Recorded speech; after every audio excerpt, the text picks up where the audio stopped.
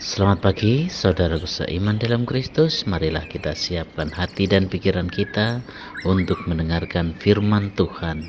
Tuhan beserta kita sekarang dan selama-lamanya. Inilah Injil Yesus Kristus menurut Yohanes bab 15 ayat 12 sampai 17. Dimuliakanlah Tuhan.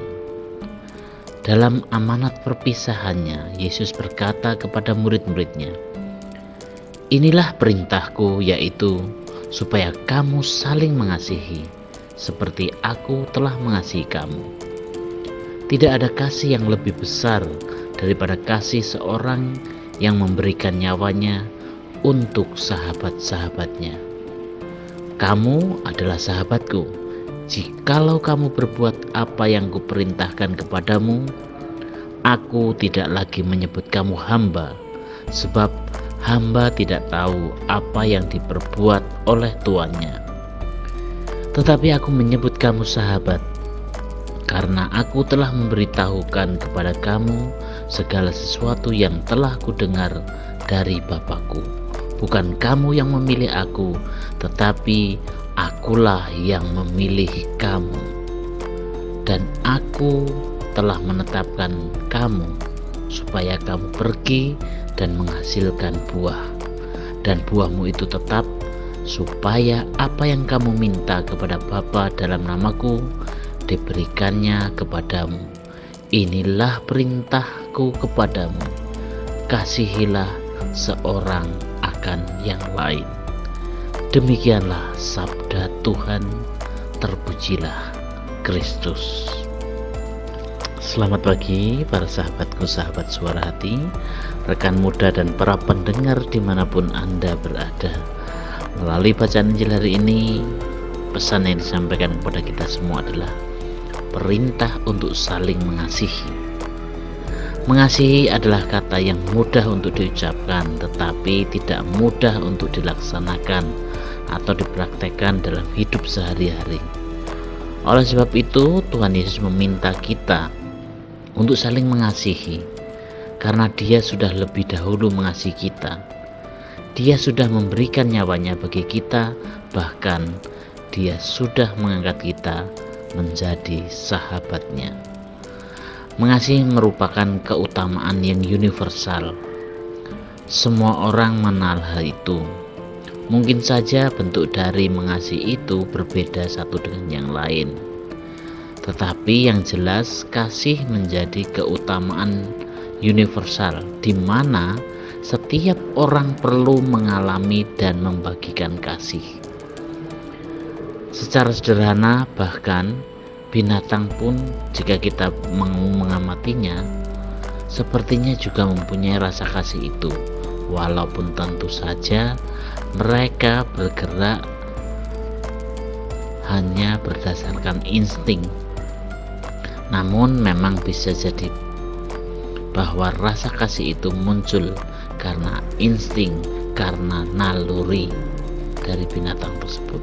Para sahabatku, sahabat suara hati, rekan muda dan para pendengar dimanapun Anda berada, mengatakan mengasihi memang mudah, tetapi semua itu perlu bukti. Buktinya kalau Kristus mengasihi kita adalah memberikan nyawanya untuk kita dan mengangkat martabat kita menjadi sahabatnya. Bagaimana sekarang kita membuktikan kalau kita mengasihi Tuhan? Coba lihat di sekitar kita.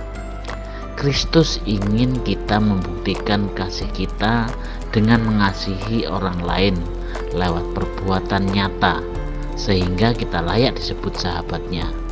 Para sahabatku, sahabat suara hati, rekan muda dan para pendengar dimanapun Anda berada, apa yang seharusnya kita lakukan supaya sukacita, kegembiraan tetap menetap dalam hidup kita dan sekaligus dialami oleh sesama melalui kita?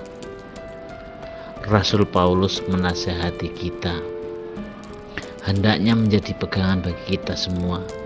Karena itu, sebagai orang-orang pilihan Allah yang dikuduskan dan dikasihinya, kenakanlah belas kasihan, kemurahan, kerendahan hati, kelemah lembutan dan kesabaran. Sabarlah kamu seorang terhadap yang lain, dan ampunilah seorang akan yang lain. Apabila yang seorang menaruh dendam terhadap yang lain, sama seperti Tuhan telah mengampuni kamu, kamu perbuatlah juga demikian. Dan di atas semuanya itu, kenakanlah kasih sebagai pengikat yang mempersatukan dan menyempurnakannya. Marilah kita menjadi sahabat Yesus. Persahabatan dengan Yesus ini adalah sesuatu yang dalam, namun sederhana saja, seperti persahabatan yang lain. Bukan pengalaman mistik yang hebat atau penampakan yang gegap gempita, melainkan hidup dari hari ke hari bersama Yesus, berjalan bersama Yesus, mendengarkan Dia, mengikuti kehendak-Nya, mendengarkan firman atau sabdanya dalam tubuh kita. Kita berjalan, berjumpa, dan berbagi dengan orang lain ketika kita mengerjakan pekerjaan dan berusaha menyelesaikan rencana-rencana kita.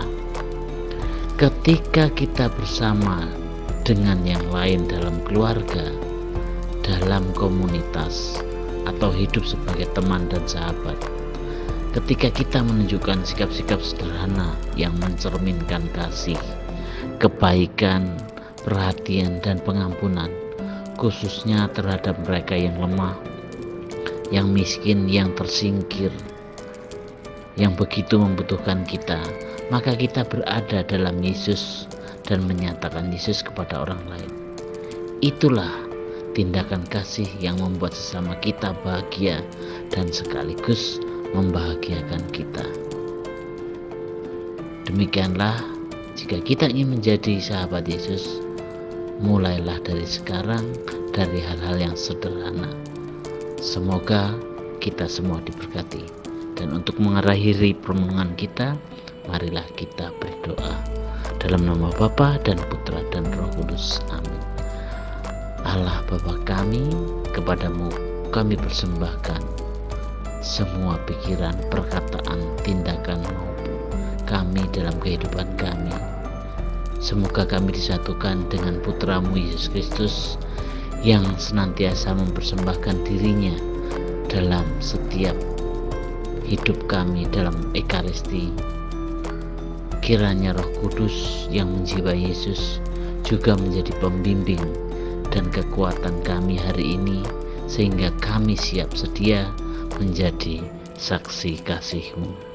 Doa ini kami serahkan kepadamu Tuhan, dengan perantaraan Kristus Tuhan kami. Amin.